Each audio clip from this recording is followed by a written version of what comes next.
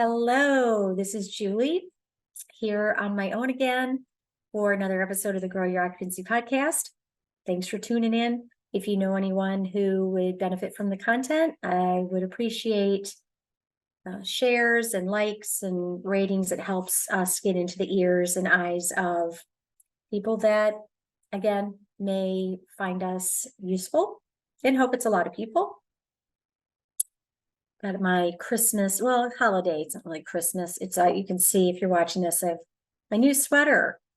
My husband gave it to me as a surprise, which is so fun and festive. It's got some snowflakes and a tree on it. If you're listening to this in June, it's, can pretend it's cooler out and the holidays are coming.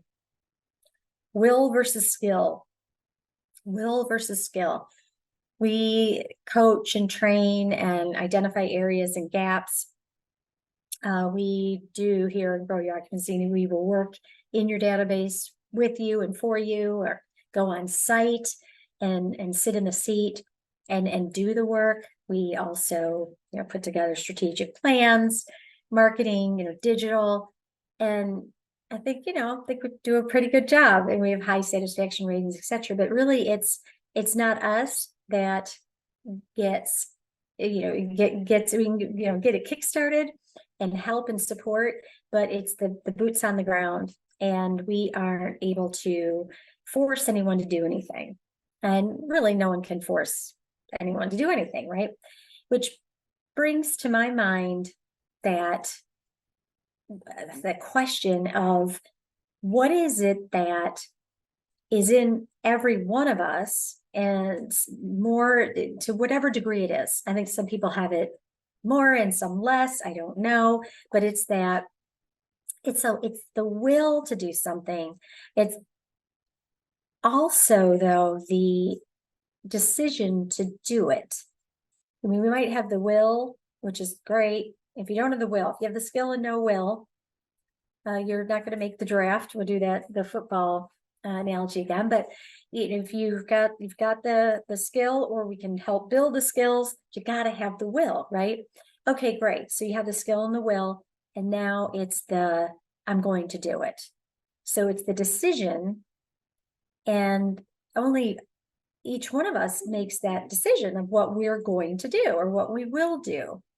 And it, being in, if you've not sat in the seat of senior living sales, it's impossible to know and to comprehend how hard the job it is. It's a very hard job. And I've been in the business for many years at different sitting in different seats, but the consultant side, the provider side, from sales director at a community through CMO, CSO, and profit, not for profit.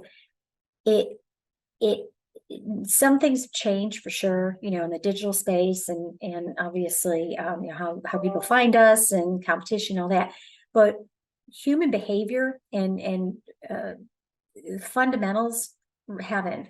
And one of human behavior, meaning what comprises that top 10% or top 25%, top 5%, what comprises what traits. And traits are really important, and skill sets and potential and all of that. That's only, half or whatever of the pie. The other side of it is this person, are we, what are we deciding to do? What choices do we make? And how do we continue to prompt ourselves and others to make those decisions? And, life's it's a marathon, not a sprint, right? You can't sprint all the time. But in senior living and selling senior living, it kind of feels that way. It kind of feels like we're always pushing, push, go, go, go. How many movements? Hot lead review. How many can we get in before, the end of the month? What can we do? Getting on calls, talking about it, trying to get your database, working with families who aren't ready right now. Doing the outreach, people that don't really want to talk to us, don't have the time. It's just, it's a constant, a continual push, it's going to get up and, hey, we're going to have an easy day today. it can be relatively simple of the process of helping a customer move from a lead engagement on the website through to move in makes logical sense. But if it was easy, we wouldn't be paying people to do it. We would have, I guess, registrations and people sign up and move in, right? This is a hard job. It is such a hard job for so many reasons. If I could wave a magic wand, one thing that I would wave it around would be that acknowledgement, the true acknowledgement of how hard this is and what it takes from multiple perspectives to become and continue to be, great top producer, top 10%, top 5%. A quick example, I got an email Monday from a sales director who came to a training a couple months ago for a large community, large campus, 96% occupancy. Excellent, right? And truthfully, if you're 96%, most people are very satisfied. And we should be very satisfied at 96%.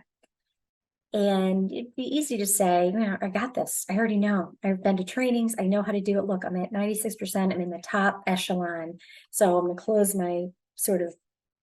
my eyes and kind of check out here because I already know everything. Not her. She leaned in. She was very specific about her takeaways, and they were profound. It feels a little micro and some skill sets. And 2 months later, the campus is at 98%. And for investors and operations and listening in, that's gravy. I mean, going from 96 to 98 and pushing rate, no incentives, no move-in fees.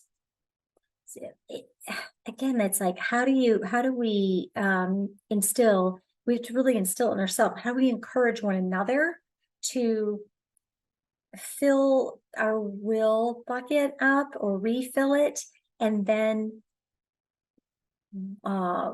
what decisions, like, okay, what are you deciding to do? What do you, with discovery, for example, we just looked at a bunch of mystery shops, about 40 of them, very talented sales teams. They've been through training, highly devoted, some long tenured, and the mystery shops on the phone weren't good. They were still like, hi, what questions can I answer for you? And instead of doing that discovery, instead of listening and making a connection, it's very transactional. You could just feel like, let's get them in for a tour. Yes, we do want our process to come in for a tour, but make the connection first. It just got me thinking, like, what is it? I'm open to suggestions. What is it that really has one go from, I know it, I've trained it, I've been there, I get it, makes sense, I can do it, I practice, I have the full capability, but then doing it. I don't know. I do have a podcast to recommend to you. I did put it on Instagram, and it's the podcast is Chasing Life, Sanjay Gupta. And the episode is There's Such a Thing as the Organized Brain. He has an expert on here who's talking about the level of disorganization, either like literal, your desk is messy and disorganized, your house or your bedroom or your kitchen, and what she's giving tips around how to make change, and then asking, like, is there such a thing as an organized brain? Because there is studies to show that when you have an organized desk, an organized maybe work environment or home environment, it's less stressful. But some of us are not prone to keeping it organized. I'll use like the database, for example. There are some sales directors, their database is clean. It's all caught up. There's no past due tasks. Every prospect has a next schedule step. The outreach is caught up. They've prospect or referral sources have next steps scheduled, whether it's scheduled for tomorrow or 3 months from now, it's cleaned up, no past dues. And that is, I mean, that's a sign of someone who's really staying on top. But, even the best of the best, this can get away from us because of all of the plates we have to juggle, right? So then for the what we see more often is that the database isn't caught up. So there's that feeling of, I gotta catch up. It's like that messy desk or whatever with lots of piles and, lifting up things or constantly looking for something. I spent a ridiculous amount of time over the weekend looking for something. They were 2 from tags to for half calves. I was so mad at myself, and I remember putting them away, and I feel like I'm a relatively organized person. And I remember when I put them away thinking, this is a great place for these 2 from tags. Do you think I remember that? No. And stuff like that drives me crazy. Like all the time I'm spending, my husband found them. So, and they were in a great place that I don't typically put things, right? So that was going off of my, regularly scheduled systems of organization.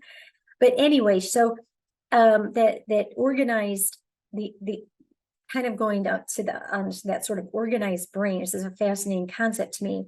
And then I think, boy, if our brain, mind was maybe less cluttered, does it open a door to making a better decision or making clear decisions of, I'm going to pick this phone up, or I'm going to plan the visits, or I'm going to do the outreach, or I'm going to practice, or I'm going to redirect myself when I'm leaning out of, sales time.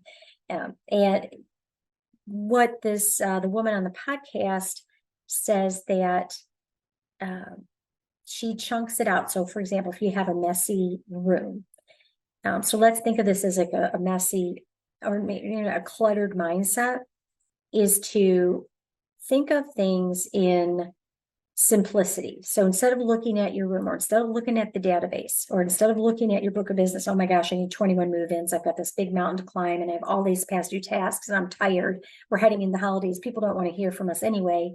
And I'll just start fresh at the new year, which is so tempting. To chunk it down into 3. So there are 3 things to do and develop a method. This woman calls it a 5 things method. I'm going to simplify and say a 3 things method. So if you're making that decision, right, hopefully, that I'm going to take action, I'm making a decision. What are the 3 things? So instead of 21 things, or I have to clean all this mess up, 3 things, and keeping them in your mind and maybe literally on a piece of paper, organized. Like she used the example of a messy bedroom. If you have, teenagers or whatever, messy bedroom, trash, laundry, and she said dishes. So if you like dishes, if you have a teenager, or have had a teenager or know of a teenager, and you've been in the bedroom, chances are there's used dirty dishes in there, or even water bottles or whatever it is. Whatever your 3 things are, but if it's trash, you're staying on trash. Get the whatever your system for trash, get the bag, just trash. Don't let yourself get distracted. Oh boy, I'm going to stop and read this. Nope, we're doing just trash. So I'm thinking the same thing with, laundry, putting it away, and take it in bite-sized chunks. So my translation over here that hopefully wraps up this rambling podcast about making a decision in skill and will. Might it help our will, or might support the will? Might it be easier to make the decision to say, yes, why should I do this? What can I do? If we narrow down our things that we have to do. And so let's say in sales, tours, how many tours do you need? leading measures. What can you control? Phone calls, face to face, voice to voice. How many tours? How many phone calls do I need to make? And add a third one. It could be the move-ins, it could be the outreach, it could be how many people did you want to talk to, or do you need to talk to, or how many referrals do you need to get, and stay narrow. So just like it's just like an unorganized desk or an unorganized house or messy room can often leave us feeling flustered and stressed. I gotta clean this. It's always on our mind. We get distracted. It's just so much to do. We take that same concept to first of all, our mind, clean it up, clear it out, especially now the holiday season. There's so much to do and so many moving pieces and parts in your personal life, and your professional life, and everyone else is in that same kind of mode. And chunk it out, stay focused, stay determined on whatever it is that you determine your top three things, and say there's only 3 things that I need to consistently do and do well. I'm going to leave you with this, which is a post that I saw on LinkedIn, and it was a reminder to all of us about what we should be doing and what maybe we should steer away from. All right, this post that I saw caught my eye. Goals for 2024. I would think these are goals for any time of year, specific to sales. Number 1, hire salespeople. Number 2, pay them like salespeople. Train them like salespeople. Understand that stories about the tour are not quantifiable as the pipeline. Of course, we have to have stories we know about our prospects, but if you're asking about what the suggested next step, or what advice you gave, or what makes logical sense for that customer, or what is next, you get a long rambling story, maybe a bit of a red flag. Use systems, tools, reports, the data to make strategic decisions. Don't go on gut feel. Realize that KPI, key performance indicators, this is how much work you need to do, or these are the outcomes that are measured. What decisions do I need to make? Do enough work, and do enough work the right way. Accountability and practice, practice, practice. So that's great advice. Always a balance between challenging yourself, pushing yourself. I don't love that word. The grit and determination, and giving yourself grace. If you want to join us on our webinars, we have one in December. If you're listening to this after that, go on the Grow Your Occupancy website. You can see what webinars are coming up. Thanks for joining me in this episode of the Grow Your Occupancy podcast. I'm Julie Podewitz. I appreciate you all.